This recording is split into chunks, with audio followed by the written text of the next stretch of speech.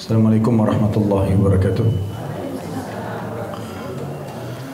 Alhamdulillah wassalatu wassalamu ala rasulillah. Segala puji dan puja kehadirat Allah subhanahu wa ta'ala, juga salawat dan taslim kepada Nabi besar Muhammad sallallahu alaihi wasallam. Melanjutkan bahasan kitab Tauhid yang ditulis oleh Syekh Muhammad At-Tamimi rahimahullah. Dan kita sudah berada di bab-bab terakhir dari buku kita ini. Terakhir sudah kita bahas masalah bab 64, larangan bersumpah mendahului Allah. Dan itu sebuah hadis ya, yang sudah kita bahas dari Jundab bin Abdullah radhiyallahu anhu. Beliau mengatakan Rasulullah SAW bersabda, "Qala ar-rajul wallahi la yakfirullahu li fulan." Faqala ta'ala, "Man dhal ladhi yata'alla 'alayya alla akfira li fulan? Inni qad ghafartu lahu wa ahbattu 'amalak." Ada seseorang berkata, kata Nabi SAW, "Demi Allah tidak akan mengampuni si fulan." Maka Allah pun membalas perkataan orang itu sambil mengatakan, "Siapa orang ini? Begitu berani dia bersumpah mendahuliku bahwa aku tidak akan mengampuni si fulan. Sesungguhnya aku telah mengampuninya dan menghapuskan amal-amalmu." Hadis ini diriwayatkan oleh Imam Muslim. Tentu ini sudah kita bahas pada pertemuan yang terakhir tentang masalah pentingnya seseorang tidak boleh menghakimi orang lain sebelum dia meninggal. Kalau dia sudah meninggal dalam keadaan kufur bisa divonis di ahli neraka, atau kalau dia meninggal dalam keadaan fasik, banyak sekali dosanya, maka kemungkinan besar dia akan kena azab, walaupun nanti dia akan masuk ke dalam surga selama dia tidak syirik. Tapi selama orang masih hidup, maka tidak boleh sama sekali ada vonis. Ya. Apalagi kita hanya karena melihat perbuatan zahirnya orang.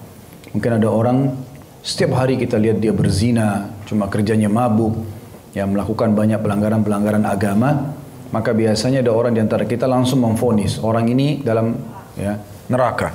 Ini tidak boleh sama sekali, hukumnya haram. Apalagi kalau kita mau vonis dia tidak akan diampuni oleh Allah Subhanahu wa taala. Ini malah ancamannya kembali kepada kita. Kalau seseorang mengatakan Allah tidak akan ampuni kamu, atau Allah tidak akan ampuni si fulan karena terlalu banyak dosanya, maka Allah justru mengampuni orang tersebut dan menghancurkan amal-amal kita. Dan ini berbahaya sekali. Setiap orang, saya sudah ingatkan dan saya ulangi kembali Bapak Ibu sekalian rahimani rahimakumullah, kalau melihat di depan matanya ada orang yang masih melakukan pelanggaran-pelanggaran agama, apapun sifatnya, seberat apapun, maka semestinya dia menjadikan orang tersebut sebagai mad'unya, target yang didakwahi.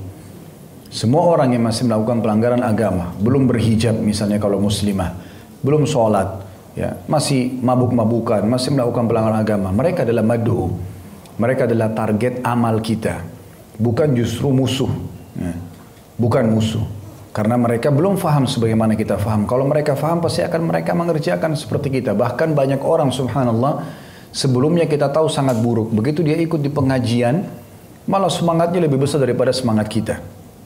Dulunya mungkin karena dia belum faham saja. Islam datang sebagai rahmat, pemberi peringatan, penyebar kasih sayang untuk merangkul orang lain. Bahkan kata Nabi SAW, "Irhamu man fil ardi, irhamkum man fis sama." Kasihani yang ada di muka bumi, maka yang di langit akan mengasihani kalian. Nah, jadi kita tidak boleh memvonis seseorang itu langsung ahli neraka kecuali sudah meninggal dalam keadaan kufur. Sudah jelas-jelas dalam keadaan kafir, terputus sudah sumber amalnya, maka baru. Seperti Fir'aun, Haman, ya, Qarun dan seterusnya, ini memang Al-Quran sudah memvonis mereka masuk dari ahli neraka. Tapi selama masih hidup maka tidak boleh sama sekali. Dan ini sudah kita jelaskan juga di bab 64. Ya, cuma mengingatkan kembali, mereview kembali supaya jangan sampai kita lupa. Ya. Kemudian selanjutnya bab 65 tidak dibenarkan. Tentu juga ini dalam bab 64 masuk dalamnya Bapak Ibu sekalian, kita nggak boleh merasa puas dengan ilmu yang kita miliki ya. Karena banyak orang begitu ikut pengajian sekali dua kali, maka dia sudah merasa cukup dengan itu. Tidak. Kita masih sangat kosong dengan ilmu. Ilmu agama itu kalau kita lawamkan seluruh hidup kita untuknya, maka dia hanya memberikan sebagian dari dirinya. Ya, apalagi kalau dasarnya orang hanya datang di pengajian kapan ada waktu, kapan mau, kapan diajak. Kalau enggak maka tidak hadir. Maka ini kerugian buat dia. Menuntut ilmu agama adalah kewajiban, bukan pilihan.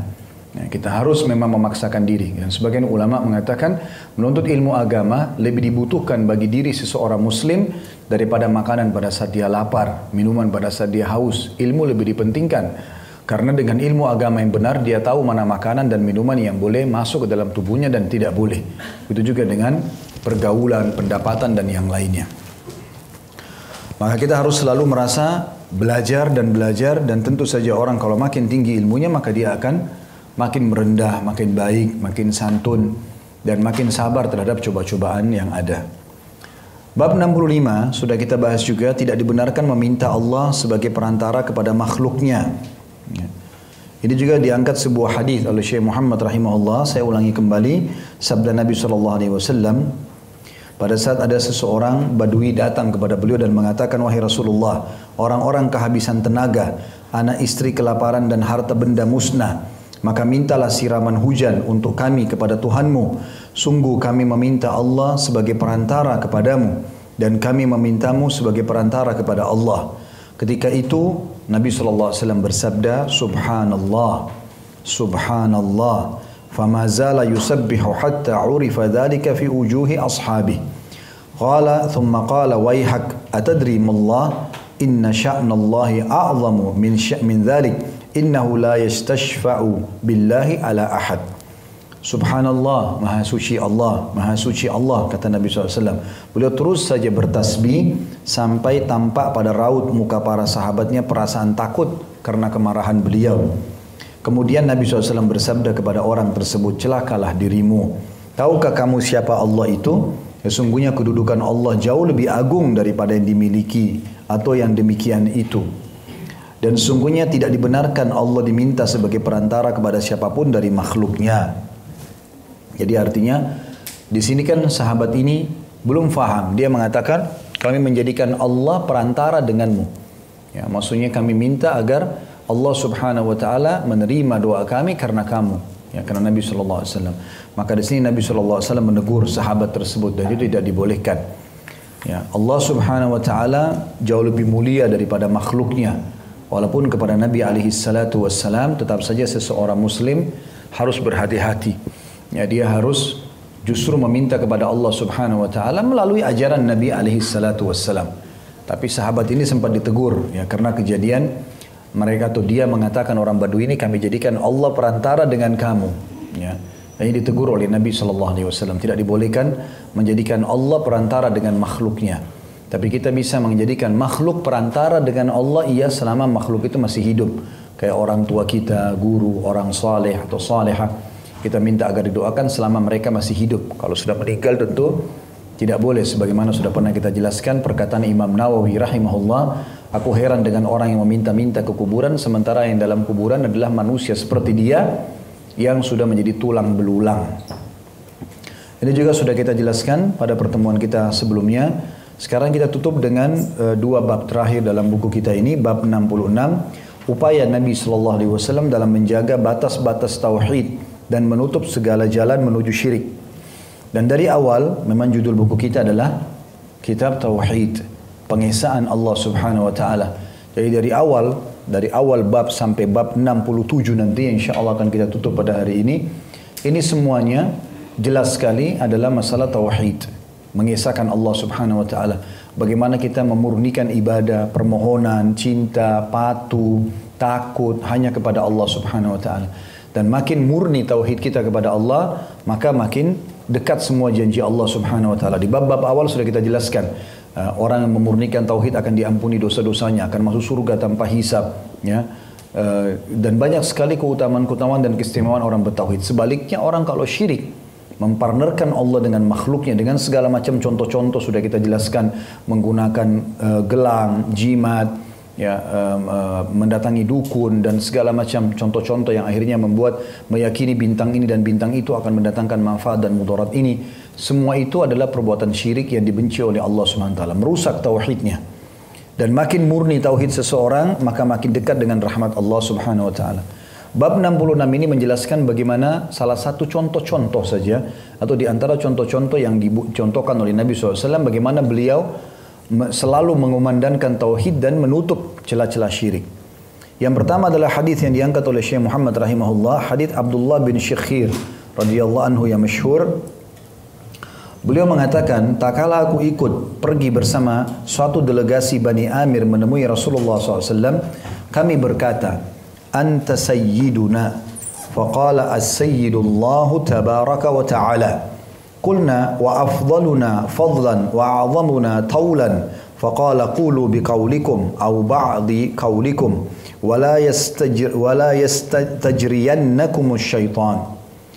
Engkau adalah sayyid kami, tuan maksudnya.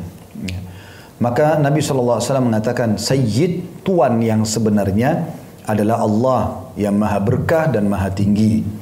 Lalu kami berkata, kalau begitu engkau adalah orang yang paling mulia dan paling agung kebaikannya di antara kami. Maka Nabi SAW bersabda, ucapkanlah semua atau sebagian kata-kata yang wajar atau biasa saja bagi kalian, dan jangan terseret oleh syaitan. Hadis ini diriwayatkan oleh Abu Dawud dengan sanad jayyid. Hadis ini menjelaskan kepada kita tentang bolehnya seseorang menyebutkan kepada Nabi SAW sayyid, mengatakan Sayyiduna Muhammad, ya, Nabiyuna Muhammad, gitu kan. Dan ini Nabi SAW menyebutkan dalam hadis waktu dikatakan anta sayyiduna, Nabi SAW jelaskan as-sayyid yang sebenarnya jangan lupa adalah Allah. Tapi kalau kalian mau mengucapkan kalimat kalian itu, yang penting jangan berlebihan, dibolehkan. Ya. Di sini Nabi SAW menutup pintu celah di mana nanti orang menyamakan Nabi SAW dengan Allah Subhanahu Wa Taala. Makanya beliau langsung menitik beratkan dulu. Kalau mau sifat sayyid yang sebenarnya adalah Allah Subhanahu Wa Taala. Kalau saya hanya sekedar orang mungkin yang dianggap lebih baik dari kalian atau orang terbaik di antara kalian, itu masih boleh. Tetapi jangan sampai kalian menyamakan aku dengan Allah Subhanahu Wa Taala. Jadi selalu Allah Subhanahu Wa Taala yang dinomorsatukan. Begitu juga dengan riwayat setelahnya dari Anas radhiyallahu anhu, ia menuturkan bahwa ada orang yang berkata, ya Rasulullah, ya khairana wabna khairina wa sayyidana wabna sayyidina. Faqala ya ayyuhan nas qulu biqaulikum wa la yastahwiyannakum syaitan. Ana Muhammadun Abdullahi wa Rasuluh. Ma uhibbu an tarfa'uni fawqa manzilati allati anzalani Allah Azza wa Jalla. Wahai Rasulullah, wahai orang yang paling baik di antara kami, kata beberapa orang ya, memuji Nabi SAW. Dan putra orang yang paling baik di antara kami. Artinya di antara semua putra muslimin, Anda adalah orang yang paling baiknya putra kaum muslimin. Wahai tuan kami dan putra tuan kami, Anda dan orang tua Anda adalah tuan kami. Maka ketika itu bersabdalah Nabi SAW, wahai sekalian manusia, ucapkanlah kata-kata yang wajar saja bagi kamu sekalian, dan jangan sekali-kali kamu sebagian terbujuk oleh syaitan. Aku adalah Muhammad, hamba Allah dan utusannya. Aku tidak senang kamu sekalian mengangkatku melebihi kedudukanku yang telah diberikan kepadaku oleh Allah Subhanahu wa Ta'ala. Hadis ini diriwayatkan oleh An-Nasai dengan sanad jayyid. Khilaf di antara ulama tentang masalah penggunaan kata sayyid ini. Ada yang membolehkan buat Nabi SAW, ada juga yang melarang secara mutlak, ada yang di tengah-tengah. Ya. Ada yang mengatakan boleh saja, karena Nabi SAW mengatakan, Ana sayyid walad Adam yaumal qiyamah. Aku adalah tuannya anak Adam pada hari kiamat. Ya. Wala fakhr, dan tidak ada kesombongan di situ. Maka ini, pendapat ini mengatakan bolehnya menggunakan istilah sayyid buat Nabi alaihissalatu wassalam. Ya. Kemudian pendapat yang kedua yang mengatakan tidak boleh, dan mengatakan cukup dengan Nabi dan Rasul, beranjak daripada hadis ini riwayat An-Nasai. Kalau Nabi SAW mengatakan, aku tidak suka kalian mengangkatku atau memberikan aku julukan lebih daripada apa yang sudah Allah berikan. Ya, Allah memberikan julukan Nabi dan Rasul. Maka kita lebih baik mengatakan Nabi Yuna, Rasulina, ya. Muhammad SAW ini lebih disukai oleh Nabi SAW daripada menggunakan istilah sayyid. Karena di sini sahabat-sahabat ini menggunakan kalimat itu. Engkau adalah sayyid kami dan anak sayyid kami. Maka di sini dari hadis ini Nabi SAW tidak suka dipanggil dengan istilah itu. Kemudian pendapat yang ketiga yang netral mengatakan boleh ya di sebagian keadaan dan juga tidak di sebagian keadaan. Kayak misalnya penggunaan kata sayyid, kalau dalam kehidupan sehari-hari, misalnya kita mengatakan Sayyidi Muhammad, Sayyiduna Muhammad, itu tidak ada masalah dalam pendapat yang ketiga ini. Tapi kalau ada lafaz-lafaz zikir yang datang tidak menggunakan kata Sayyiduna, sebaiknya jangan menggunakan. Seperti kasus salawat yang dibaca pada saat tahiyat. Allahumma salli ala Muhammadin wa ala ali Muhammadin kama sallaita ala Ibrahim wa ala ali Ibrahim innaka Hamidum Majid. Memang lafadznya tanpa ada Sayyiduna di situ. Tanpa ada Sayyiduna. Maka ini sebaiknya tidak digunakan pada saat memang penentuan lafadz itu. Begitu juga dengan misalnya ayat-ayat Al-Quran. Ya, misalnya ayat Al-Quran tidak boleh ditambah, tidak boleh juga dikurangin. Akhir surah Al-Fatih, Allah mengatakan, A'udzubillahi minasyaitonirrajim, Muhammadur Rasulullah. Gitu kan? Jadi tidak ada kata-kata Sayyid di sini. Maka kita mengatakan Muhammadur Rasulullah. Gitu kan?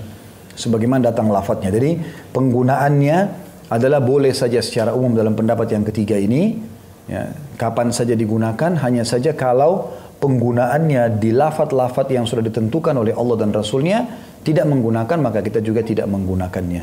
Ya, Allahu a'lam. Hadits ini mengandung, atau dua buah hadits ini punya kandungan bab. Yang pertama, peringatan kepada para sahabat agar tidak bersikap berlebihan terhadap beliau sallallahu alaihi wasallam. Ya, artinya Nabi Muhammad SAW adalah orang yang sangat mulia, tawadhu, merendah, dan beliau lebih suka dipanggil dengan julukan yang sudah Allah kasih. Tidak ada yang mengalahkan julukan Nabi dan Rasul. Ya, itu julukan tertinggi. Julukan tertinggi. Karena tidak boleh orang lain menggunakan julukan ini. Ya, jadi kita memang menggunakan julukan ini untuk orang-orang yang sudah dipilih oleh Allah Subhanahu wa Ta'ala. Maka kita mengatakan Nabi Yuna, ya, Rasulina, ini jauh lebih baik. Kalau orang boleh menggunakan kata Sayyid, dan pendapat ketiga tadi jauh lebih baik karena dia netral, artinya dia menggunakan kapan saja untuk menghormati Nabi SAW, tapi di lafaz-lafaz tertentu yang memang Nabi SAW sendiri ajarkan tanpa menggunakan kalimat ini, seperti di salawat di tahiyat, maka itu lebih baik seseorang mengikuti ajaran Nabi SAW. Juga dalam hadis yang serupa, mirip dengan ini, hadis sahih, Nabi SAW mengatakan, La tatrutni kama atratin nasara Isa bin Maryam. Jangan pernah kalian berlebihan dalam memujiku, sebagaimana orang-orang Nasrani memuji Isa. Ya, awalnya orang-orang Nasrani itu menganggap Isa alaihissalam adalah utusan Allah. Kemudian pelan-pelan karena mereka hormati sekali, mereka pindahkan ke anak Tuhan. Gitu. Setelah itu pindah ke Tuhan, otomatis. Gitu. Maka Nabi SAW sudah tahan itu. Dan Nabi SAW mengatakan, Innama ana abdullahi wa rasuluh, faqulu abdullahi wa rasul. Sesungguhnya itu aku adalah hamba dan utusan Allah, katakanlah abdullahi wa rasul, atau hamba Allah dan utusan Allah. Jadi Nabi SAW di sini menutup pintu-pintu itu, jangan sampai nanti membuat seseorang melampaui batas, akhirnya masuk ke dalam bab-bab yang tidak dibolehkan. Yang kedua, orang yang dikatakan kepadanya, tanda kutip, engkau adalah sayyid atau tuan kita, seyogyanya menjawab sayyid yang sebenarnya adalah Allah tabaraka wa ta'ala. Ya, jadi kalau perlu seseorang muslim, kalau sudah dipanggil sayyid, maka dia selalu mengingatkan orang di depannya kalau as-sayyid adalah Allah yang sebenarnya. Dan pendapat tadi sudah saya bilang, sebenarnya pendapat yang paling baik adalah pendapat yang ketiga tadi, boleh menggunakan kalimat sayyid ini, tetapi pada tempat-tempat di mana memang Nabi SAW sendiri tidak melarang itu, ya. Di luar daripada bacaan-bacaan zikir dan doa yang sudah ditentukan tanpa menggunakan istilah ini.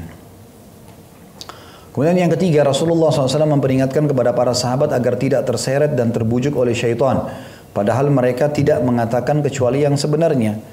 Artinya bagaimana syaitan bisa masuk ke dalam diri orang beriman walaupun kita anggap itu adalah hal yang biasa. Syaitan akan berusaha menjaga agar seseorang terjerumus dalam kesalahan, walaupun hanya dengan kalimat. Ya, kita sudah pernah jelaskan, ada seseorang yang masuk neraka karena menyumbang lalat buat seekor, buat patung. Ya, di salah satu bab pernah kita bahas masalah itu. Yang kata Nabi SAW, ada orang sebelum kalian dulu lewat ke satu kaum, kemudian orang-orang itu lagi menyembah berhala. Lalu mereka minta untuk menyumbang. Setiap orang lewat harus menyumbang buat berhala itu. Maka ada satu, ya, atau dua orang lewat, yang satunya mengatakan saya tidak punya apa-apa kecuali lalat. Maka kata orang-orang di situ tersebut, tidak apa-apa nyumbang walaupun lalat. Maka dia pun menangkap seekor lalat lalu dia sumbangkan buat patung supaya dia tidak dibunuh. Maka masuklah dia ke dalam neraka, sementara yang satu lagi menolak sampai akhirnya dibunuh dan masuklah dia ke dalam surga. Jadi hanya dengan menyumbang seekor lalat saja dengan niat mendukung, maka itu sudah cukup untuk membawa kepada kesyirikan. Makanya seseorang harus hati-hati menjaga kemurnian tauhidnya. Tidak boleh melakukan perbuatan yang diharamkan dalam agama. Ya, perbuatan syirik lebih disukai oleh syaitan daripada dosa-dosa besar yang lain. Sudah kita pernah jelaskan itu dalam surah An-Nisa. Allah Subhanahu wa taala berfirman, kalau meninggal syirik tidak sempat taubat ya. A'udzubillahi minasyaitonirrajim. Innallaha la yaghfiru an yushraka bihi wa yaghfiru ma duna dzalika liman yasha. Allah tidak akan maafkan dosa-dosa berbuat syirik dan Allah masih maafkan selain daripada itu. Ya. Ini contoh salah satu bagaimana Nabi SAW menutup pintu-pintu kesyirikan dan menjaga kemurnian tauhid. Kita masuk sekarang ke bab terakhir dalam buku kita ini, bab ke-67 tentang masalah keagungan dan kekuasaan Allah Subhanahu wa taala. Beranjak daripada surah Az-Zumar ayat 67, Allah Subhanahu wa taala berfirman, A'udzu billahi minasyaitonir rajim wa ma qadarullah haqqa qadrihi wal ardu jami'an qabdatuhu yaumal qiyamah was samawati matwiyatun bi yaminihi subhanahu wa ta'ala amma yusyrikun. Dan mereka tidak mengagungkan Allah dengan pengagungan yang semestinya, padahal bumi seluruhnya dalam genggamannya pada hari kiamat dan langit digulung dengan tangan kanannya. Maha suci Allah dan maha tinggi Dia dari apa yang mereka persekutukan. Ibnu Mas'ud merincikan ayat ini dari sebuah hadis. Kata beliau, salah seorang pendeta Yahudi datang kepada Rasulullah sallallahu alaihi wasallam lalu berkata, "Ya Muhammad, inna najidu anna Allah yaj'alu as-samawati ala isba' wal ardina ala isba' wasyajara ala isba' wal ma'a ala isba' wal thara ala isba' wasair al-khalqi ala isba' fayaqul ana al-malik." فضحك النبي صلى الله عليه وسلم حتى بدت نواجذه تصديقا لقول الحبر ثم قرأ وما قدر الله حق قدره والأرض جميعا قبضته يوم القيامة, yang artinya seorang pendeta Yahudi datang dan berkata kepada Nabi SAW, wahai Muhammad, sesungguhnya kami menjumpai dalam kitab suci kami bahwasanya Allah meletakkan langit di atas satu jari, bumi di atas satu jari, pohon di atas satu jari, air di atas satu jari, tanah di atas satu jari, dan seluruh makhluk di atas satu jari. Maka Allah berfirman, akulah penguasa atau akulah raja yang sebenarnya. Tak kala mendengar itu, tertawalah Nabi SAW sehingga tampak gigi-gigi beliau karena membenarkan ucapan pendeta Yahudi itu. Kemudian beliau membaca firman Allah Subhanahu wa taala, dan mereka tidak mengagungkan Allah dengan pengagungan yang sebenar-benarnya, padahal bumi seluruhnya dalam genggamannya pada hari kiamat. Dan juga disebutkan dalam riwayat Imam Muslim, kata Nabi SAW, wal jibala wasyajara ala isba' thumma yahuzzuhunna fayaqul anal malik anallah. Gunung-gunung dan pohon-pohon di atas satu jari, kemudian dia Allah menggoncangkannya dan dia pun berfirman, akulah penguasa, akulah Allah. Di dalam riwayat lain, riwayat Imam Bukhari, bunyinya Nabi SAW mengatakan, yaj'alus samawati ala isba' wal ma'a wal thara ala isba' wa sa'iral khalqi ala isba'. Dia Allah akan meletakkan seluruh atau semua langit di atas satu jari, air serta tanah di atas satu jari, dan seluruh makhluk di satu jari. Riwayat yang serupa juga, saya bacakan dulu semua riwayatnya baru saya jelaskan, adalah riwayat Ibnu Umar radhiyallahu anhu dalam hadis sahih riwayat Muslim, di mana Nabi SAW bersabda, yatwillahu as-samawati yawmal qiyamati thumma ya'khudhuhunna biyadihi al-yumna thumma yaqulu anal malik aynal jabbarun aynal mutakabbirun thumma yatwil ardina as-sab'a ثم يأخذهن بشماله ثم يقول أنا الملك أين الجبارون أين المتكبرون. Artinya Allah akan menggulung seluruh lapisan langit pada hari kiamat, lalu diambil dengan tangan kanannya Dan berfirmanlah Allah, akulah penguasa. Mana orang-orang yang berlaku lalim, mana orang-orang yang berlaku sombong. Kemudian Allah menggulung ke 7 lapis langit atau 7 lapis bumi. Lalu diambil dengan tangan kirinya dan berfirman, akulah penguasa. Mana orang-orang yang berlaku lalim, mana orang-orang yang berlaku sombong. Hadis-hadis ini dan ada hadis juga setelahnya yang mirip dengan ini, teman-teman sekalian, menjelaskan kepada kita tentang Allah Azza wa Jalla adalah zat yang maha besar dan maha kuasa. Dan semua ini adalah makhluknya.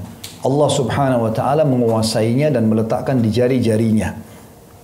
Dan di sini juga menjelaskan kepada kita tentang sifat atau itsbat tangannya Allah subhanahu wa ta'ala. Allah subhanahu wa ta'ala memiliki zat yang maha sempurna.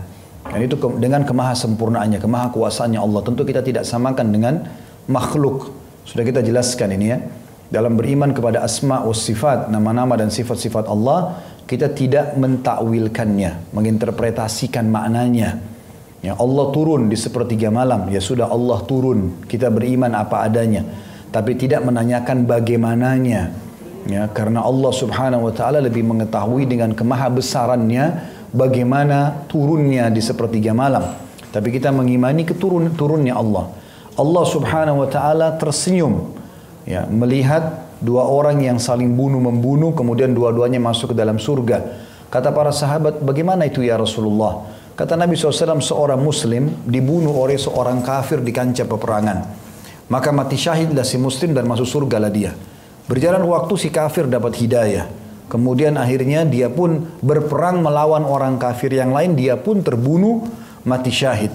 Maka muslim yang pertama dibunuh oleh kafir, dan kafir yang akhirnya dapat hidayah dan terbunuh juga di kancah peperangan dengan kafir yang lain, dua-duanya masuk ke dalam surga. Allah subhanahu wa ta'ala tersenyum. Di sini disebutkan, maka kita imani tanpa ada interpretasi, tanpa ada penjabar-jabaran. Mungkin ini yang dimaksud, mungkin itu yang dimaksud. Kita imani apa adanya, tanpa ada pengalihan. Begitu juga dikatakan Allah subhanahu wa ta'ala akan berkata kepada neraka Jahannam pada hari kiamat, halim talati, apa kau sudah penuh? Maka neraka akan mengatakan hal min mazid, apakah ada tambahan?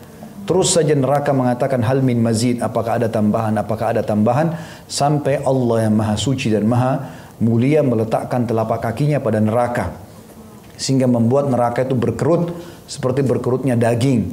Lalu dia mengatakan, demi kemuliaanmu cukuplah, cukuplah. Di sini tidak boleh kita interpretasikan. Kita jelaskan bahwasanya Allah subhanahu wa ta'ala menyampaikan Allah punya kaki, ya sudah. Gitu loh. Seperti apa adanya, tanpa harus ditakwilkan. Begitu juga tidak boleh ya, ditaktil, ditolak, dibatalkan. Seperti sebagian kelompok yang mengatakan tidak ada sifat-sifat dan nama-nama Allah itu. Dan ini penolakan, ini keliru. Tidak boleh juga takyif, menanyakan bagaimananya, gitu kan. Karena Allah SWT maha kuasa. Apa yang sampai kepada kita, ya sudah kita imani. Yang tidak sampai kepada kita, ya sudah kita diam. Gitu. Seperti itulah kita beriman kepada asma was sifat, ya, nama-nama dan sifat-sifat Allah. Dan tidak boleh juga tahrif, ya, mengalihkan makna atau menggantikan dengan makna yang lain. Ini kuasa Allah subhanahu wa ta'ala. Di sini salah satunya adalah disebutkan Allah subhanahu wa ta'ala memiliki jari-jari dan meletakkan semua makhluknya di jari-jarinya pada hari kiamat. Bahkan dalam hadis dijelaskan dengan kemahasempurnaannya Allah, Allah akan menggulung seluruh langit dan bumi dengan tangan kanan dan tangan kirinya.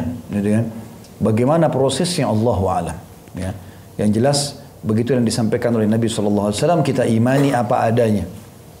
Juga dari hadis-hadis ini dan ayat Al-Quran tadi diambil pelajaran bagaimana seseorang muslim harus belajar mengenal Tuhannya Allah SWT sehingga dia meletakkan kadarnya sebagai pencipta.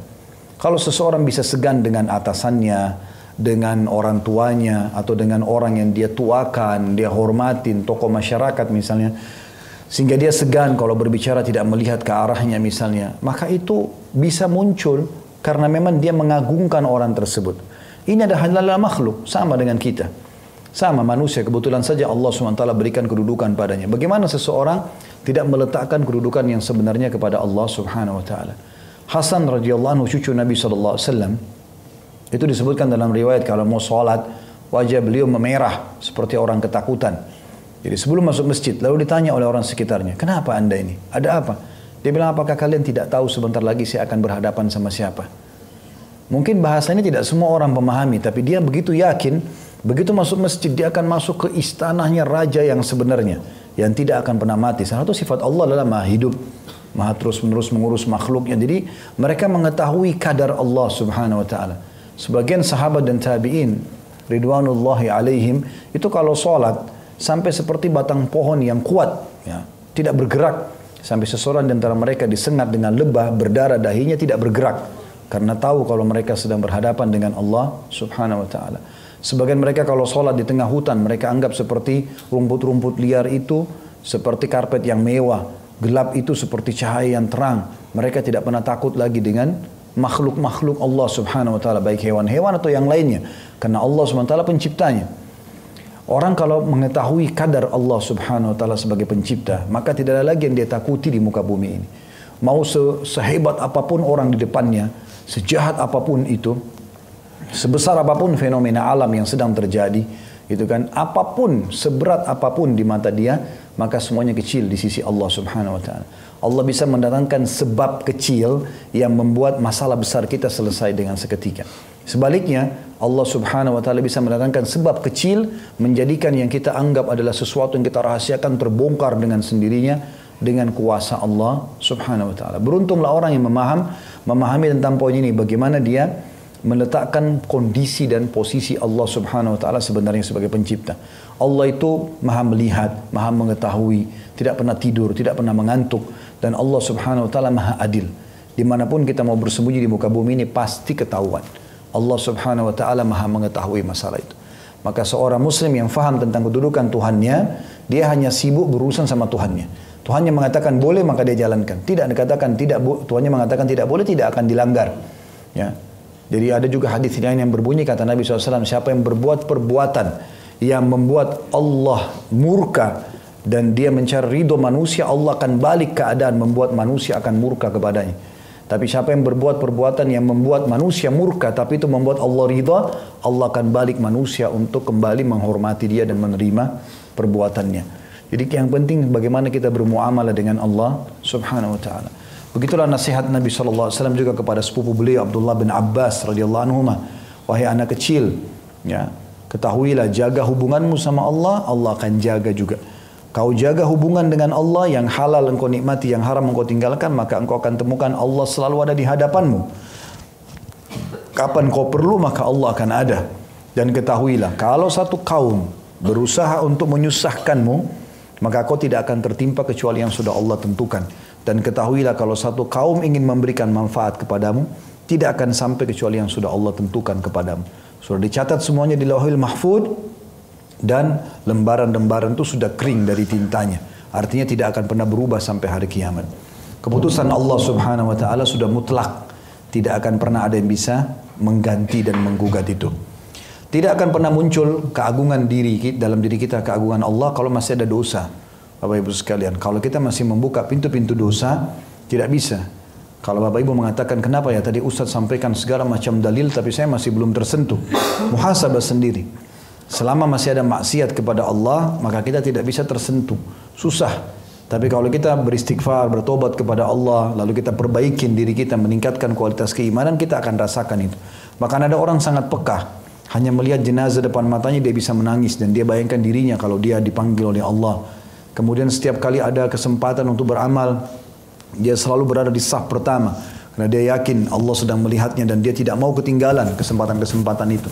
Maka ini semua akan muncul dengan sendirinya. Tapi tidak akan bertemu antara kenikmatan keimanan dan levelnya yang tinggi dengan kemaksiatan yang masih dibuka. Itu nggak mungkin. Makanya kalau untuk memunculkan perasaan keagungan Allah SWT ini memang harus belajar dan juga selalu sibuk dengan amal-amal saleh. Masa lalu sudah sering saya ingatkan ini. Kalau berlalu pernah berbuat dosa cukup. Itu sudah yang lalu. Sekarang ke depan. Allah menilai kita dengan amal terakhir kita. Kata Nabi SAW, al-amal bil khawatim. Amal itu akan dinilai oleh Allah adalah terakhir yang orang itu kerjakan. Ya, makanya kata Nabi SAW, ada orang berbuat kebaikan sampai tidak ada jarak antara dia dengan surga kecuali 1 jengkal. Lalu kemudian lewatlah, terlintaslah takdirnya, dia melakukan perbuatan buruk, lalu dia meninggal dalam keadaan kufur misalnya.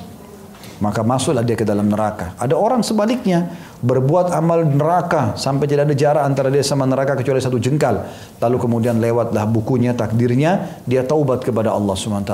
Kemudian dia meninggal dalam keadaan tersebut, maka jadilah dia penghuni surga. Oleh karena itu teman-teman, bermuamalah yang baik adalah muamalah dengan Allah Subhanahu wa taala. Ya, dalam hadis yang lain, kalau Allah cinta seorang hamba, Allah akan suruh Jibril mencintainya. Kemudian Allah menyuruh seluruh penghuni langit, malaikat mencintainya. Maka dicintai dia di langit. Kemudian Allah akan buat dia diterima di muka bumi. Tentu diterima ini oleh orang-orang yang beriman bersama dia. Kalau ada orang yang membenci orang-orang beriman, berarti itu tanda tanya bagi orang itu. Ya. Nabi SAW diterima, dicintai oleh Allah SWT, dicintai di langit. Di bumi pun dicintai oleh orang beriman. Tapi ada orang munafik, ada orang kafir yang benci dengan beliau.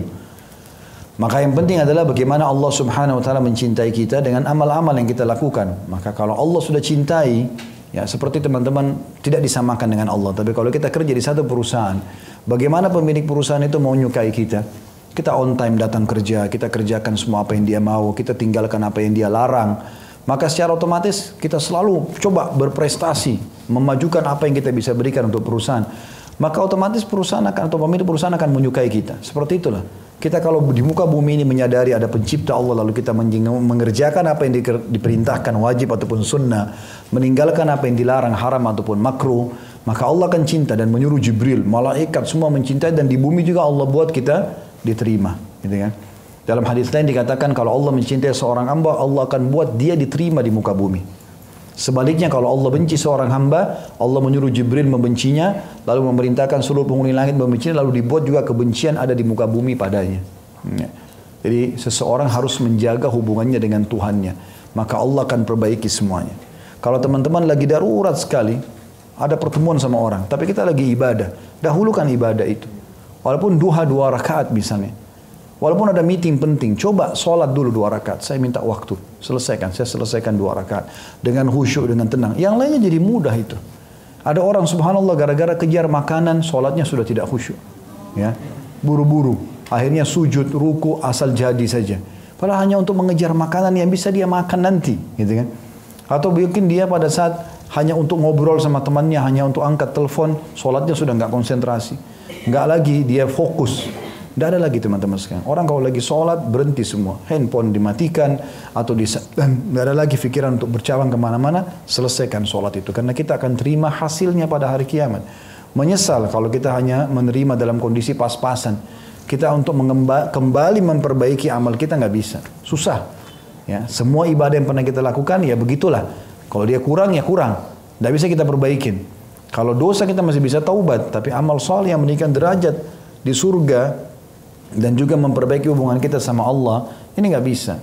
Harus memang dari awal. Makanya setiap kali ibadah, ingat wasiat itu teman-teman, setiap kali ibadah, ketahui ibadah ini akan kita terima pahalanya hari kiamat. Maka maksimalkan. Kita sebentar lagi mau sholat asar. Sholat asar, tahu ini sholat asar cuma sekali kita kerjakan seumur hidup. Maksimalkan dari takbiratul ihram pertama sampai salam. Semuanya dengan kehusyuan. Kita harus yakin ini akan dapat pahala. Jangan biarkan syaitan mencuri pahala di situ. Karena kita yakin kita akan terima ini balasannya hari kiamat. Jangan hanya asal jadi. Nanti menyesal. Kata Nabi SAW, ada orang pada hari kiamat dia tidak terima sholat kecuali 3/4 pahalanya. Ada yang setengah, ada yang 1/3, ada yang 1/4, ada yang 1/10, ada yang tidak menerima kecuali seperti baju yang kusut diremuk kemudian dilemparkan ke wajahnya. Jadi semestinya seseorang harus hati-hati dengan ini. Mengagungkan Allah Subhanahu wa taala sangat penting bagi seseorang.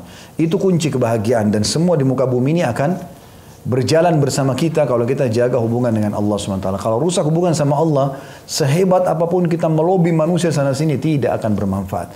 Allah akan buat kebencian akan lahir di tengah-tengah manusia itu sendiri. Begitu juga dengan hadis yang lain yang menjelaskan masalah keagungan Allah Subhanahu wa taala adalah hadis Ibnu Abbas radhiyallahu anhuma.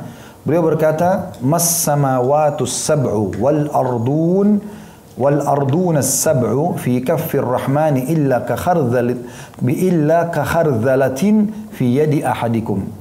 Tidaklah langit yang 7, bukan cuma langit yang kita lihat di atas kepala kita ini tidak ada ujungnya, bagi kita sudah sangat luas. Seluruh langit ini yang 7 lapis sampai ke atas sana, dan juga bumi dengan ke-7 lapis ke dalam, itu di telapak tangan Ar-Rahman, di telapak tangannya Allah nanti pada hari kiamat, melainkan bagian sebutir biji sawi yang berada di tangan seseorang di antara kalian. Makanya kita mengatakan Allahu Akbar, Allah Maha Besar, karena memang Allah Subhanahu wa taala sangat besar dan manusia belum bisa menjangkau dengan penglihatannya di muka bumi, justru karena besarnya Allah Subhanahu wa taala. Dan sudah pernah kita jelaskan masalah itu. Sebagaimana hadis Bukhari juga menjelaskan, kata Nabi SAW, kalian akan melihat pertama kali Tuhan kalian dalam bentuk cahaya yang terang di mahsyar, seperti cahaya bulan purnama di malam Lailatul Qadar. Ya. Juga dalam hadis yang lain Ibnu Jarir berkata, Yunus menuturkan padaku dari Ibnu Wahab, dari Ibnu Zaid, dari bapaknya atau Zaid bin Aslam radhiyallahu anhu, ia menuturkan Rasulullah SAW bersabda, "Mas samawatu sab'u fil kursi illa kadarahima sab'atin ulkiyat fit tursi." Tidaklah ketujuh lapis langit itu berada di kursi, melainkan bagaikan 7 keping dirham yang diletakkan di atas perisai. Ya, hadis ini tentu diriwayatkan oleh sahabat Nabi Muhammad Zaid bin Aslam radhiyallahu anhu. Jadi kursi, kalau orang Arab mengatakan itu pijakan kaki raja di singgasana ya. Jadi bukan tempat duduk. Jadi ayat kursi, ayat tentang penjelasan masalah pijakan kaki Allah di singgasananya. Dan itu dijelaskan bahwasanya seluruh langit dan bumi ini hanya seperti koin-koin dirham yang diletakkan di dekat perisai karena besarnya kursi tersebut. Juga Ibnu Jarir berkata pula, Abi Dzar radhiyallahu anhu menuturkan, aku mendengar Rasulullah SAW bersabda, mal kursiyyu fil arsy illa ka halqatin min hadidin ulkiyat baina dhahrai falatin minal ard. Tidaklah kursi itu berada di arsy, melainkan bagikan sebuah gelang besi yang dicampakkan di tengah padang pasir. Jadi di atasnya kursi ada lagi arsy, singgasananya Allah. Ya, biasanya kita tahu singgasana raja itu ada pijakan kakinya, kemudian ada singgasananya untuk duduk. Nah, pijakan kaki namanya kursi. Tempat duduknya adalah singgasana namanya arsy. Ya. Jadi kalau tadi arsy ini, kursi ini, itu tempat pijakan kaki. Itu kalau dibandingkan dengan langit-langit dan bumi semua ini ciptaan Allah hanya seperti koin-koin dirham yang diletakkan di atas perisai yang besar. Jadi tidak terlalu kelihatan. Maka singgasananya Allah jauh lebih besar lagi. Kursi itu dibandingkan singgasana, ya seperti tadi dikatakan di dalam hadis ini, bahwasanya seperti gelang besi yang dicampakkan di padang pasir. Artinya tidak kelihatan besarnya kursi itu dibandingkan arsy-nya Allah. Juga hadis yang lain Ibnu Mas'ud menuturkan bahwa ia mengatakan bainas sama'id dunya wallati taliha 500 'am. وبين كل سماء وسماء 500 عام وبين السماء السابعة والكرسي 500 عام وبين الكرسي والماء 500 عام والعرش فوق الماء والله فوق العرش لا يخفى عليه شيء من أعمالكم. Artinya antara langit dunia dengan langit berikutnya, jadi langit yang kita lihat dekat atas kepala kita ini ada lagi langit di atasnya. Saya pernah jelaskan itu 7 lapis langit, 1, 2, 3, 4, 5, 6, 7. Lalu kemudian ada lautan, lalu kemudian ada singgasananya Allah Subhanahu wa taala di atas kepala kita semuanya. Kata Nabi SAW, antara langit dunia yang kita lihat dengan mata kepala kita dengan langit di atasnya jaraknya 500 tahun. Dan antara setiap langit jaraknya 500 tahun. Langit ke-1, ke-2 500 tahun. Langit ke-2, ke-3 500 tahun. Terus begitu sampai langit ke-7. Berarti 3.500 tahun jaraknya dari bumi. Ya. Lalu dikatakan antara langit yang ke-7 dengan kursi. Jadi di atas langit ke-7 ada telapak tempat pijakan kaki di singgasana. Jaraknya 500 tahun. Dan di antara kursi dan air, lautan yang Allah ciptakan, ada 500 tahun, sedangkan arsh berada di atas air itu dan Allah berada di atas arsh tersebut. Tidak tersembunyi bagi Allah suatu apapun dari perbuatan kalian. Ini diriwayatkan oleh Ibnu Mahdi dari Hammad bin Salamah, dari Asim, dari Dzir, dari Abdullah bin Mas'ud. Dan ini menandakan juga bagaimana keagungan Allah Subhanahu wa taala sampai-sampai ya semua ini yang kecilnya ya tadi seperti hanya sesuatu yang kecil di jari-jari Allah Subhanahu wa taala, sebenarnya hitungannya kalau hitungan manusia sudah 500 tahun, 500 tahun, 500 tahun semuanya, ribuan tahun semuanya itu ya baru sampai ke Allah Subhanahu wa taala. Dan diriwayatkan juga dengan lafaz seperti ini dari Al-Mas'udi, dari Asim, dari Abu Wail, dari Abdullah. Demikian dinyatakan Az-Zahabi. Lalu katanya athar tersebut dinyatakan melalui beberapa jalan. Artinya mutawatir, ada banyak jalurnya sehingga bisa diterima. Yang terakhir hadis Al-Abbas bin Abdul Muttalib radhiyallahu anhu, beliau menunturkan Rasulullah SAW bersabda, "Hal tadruna kam baina as-sama'i wal ard?" Qulna Allah wa rasuluhu a'lam. Qala bainahuma masiratu 500 sana. Wa min kulli sama'in ila sama'in masiratu 500 sana. Wa kithafu kulli sama'in masiratu 500 sana. Wa baina as-sama'i as-sabi'ati wal arshi bahr. Baina asfalihi wa alahu kama baina as-sama'i wal ard. Wallahu ta'ala fawqa dhalika wa laysa yakhfa alaihi syai'un min a'mali bani Adam. Tahukah kalian berapa jarak antara langit dan bumi? Kami menjawab, Allah dan Rasulnya lebih mengetahui. Beliau bersabda, antara langit dan bumi jaraknya perjalanan 500 tahun. Dan antara satu langit ke langit berikutnya jaraknya perjalanan 500 tahun. Sedangkan ketebalan masing-masing langit adalah perjalanan 500 tahun. Antara langit yang ketujuh dengan arsy-Nya Allah ada samudra, ada lautan luas. Dan antara dasar samudra itu dengan permukaannya seperti jarak antara langit dengan bumi. Atau 500 tahun juga. Allah Ta'ala di atas itu semua dan tidak tersembunyi baginya sesuatu apapun di antara perbuatan anak keturunan Adam. Ya, hadis ini diriwayatkan oleh Abu Dawud dan diriwayatkan juga oleh hadis yang lain. Kita ambil sekarang kandungan bab ya, sebagai penutupan dalam bab kita. Yang pertama tafsir ayat tersebut di atas. Maksudnya adalah ayat tadi yang sudah disebutkan dalam surah Az-Zumar ayat 67. Kalau mereka tidak mengagungkan Allah dengan semestinya. Padahal bumi seluruhnya dalam genggamannya pada hari kiamat dan langit digulung dengan tangan kanannya. Maha suci dan maha tinggi Allah dari apa yang mereka persekutukan. Tafsirnya semua hadis-hadis yang kita baca tadi. Artinya antara langit sama langit 500 tahun. Terus begitu jaraknya sampai langit ketujuh berarti 3.500 tahun. Di atasnya lagi ada kursi, kemudian ada lautan samudra, kemudian ada singgasananya Allah Subhanahu wa taala yang luar biasa besarnya. Jadi sebenarnya perumpamaan kita bumi ini seperti pasir yang kecil berada di tengah-tengah dasar lautan yang sangat luas. Ya, dan di atas lautan tersebut ada arsy-Nya Allah. Yang kedua, pengetahuan tentang sifat Allah yang maha suci dan maha pemurah. Sebagaimana terkandung dalam hadis pertama. Masih dikenal di kalangan orang-orang Yahudi yang hidup pada zaman Rasulullah SAW. Mereka tidak mengingkarinya dan tidak menafsirkannya dengan tafsiran yang menyimpang dari kebenarannya. Artinya orang Yahudi sendiri yang mereka tadinya punya perubahan-perubahan dalam Taurat, mereka ubah-ubah, mereka tetap masih yakin bahwasanya Allah Subhanahu wa taala itu maha besar dan dengan sifat-sifatnya, jarak antara langit dengan langit ada 500 tahun, itu semuanya diakui oleh orang-orang Yahudi dan tidak ada yang menyimpang, tidak ada yang menolak bahwasanya Allah Subhanahu wa taala itu punya jari-jari, kemudian Allah meletakkan seluruh makhluk di setiap jarinya dan Allah Subhanahu wa taala bisa membolak-balikkan kapanpun dia inginkan. Ya, ini sebagaimana juga hadis yang pernah kita jelaskan, Nabi SAW sering kali membaca ya muqallibal qulub tsabbit qalbi ala dinik, wahai yang membolak-balikkan hati, ya kokohkanlah hatiku dalam atau di atas agamamu. Kata Aisyah, ya Rasulullah, sering kali anda baca doa itu, bukankah dosa anda telah diampuni yang lalu dan akan datang? Kata Nabi SAW, wahai Aisyah, bagaimana saya bisa tenang sementara hati manusia berada di antara jari-jari Allah, dia membolak-balikkan kapan dia inginkan. Artinya kalau Allah mau bisa saja dibalik seketika. Tapi kalau Allah Subhanahu wa taala mau juga, Allah akan kokohkan di atas ketaatan.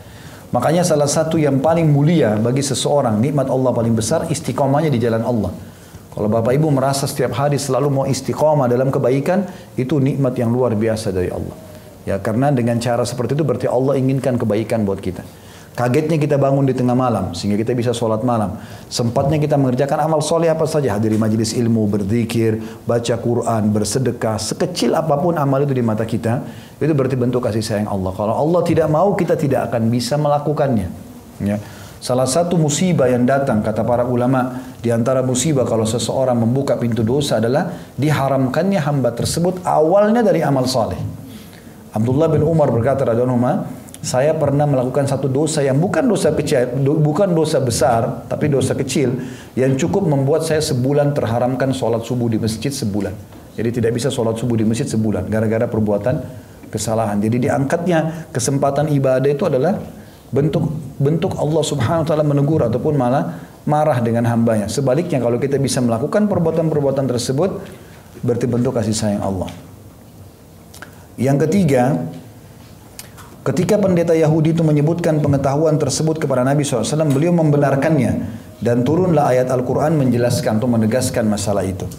Jadi di zaman Nabi SAW, kalau ada pendeta-pendeta Yahudi yang datang lalu menyampaikan tentang surga, tentang neraka, tentang sifat Allah, dan itu betul, maka dibenarkan oleh Nabi SAW.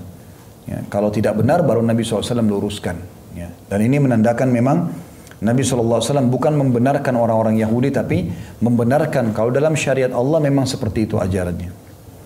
Yang keempat, Rasulullah SAW tertawa tak kala mendengar pernyataan yang agung ini disebutkan oleh pendeta Yahudi. Maksudnya di sini tertawa bukan mengolok ya, tapi justru tertawa bisa diartikan juga tersenyum. Ya, tersenyum karena Nabi SAW gembira setelah mengetahui kebenaran itu.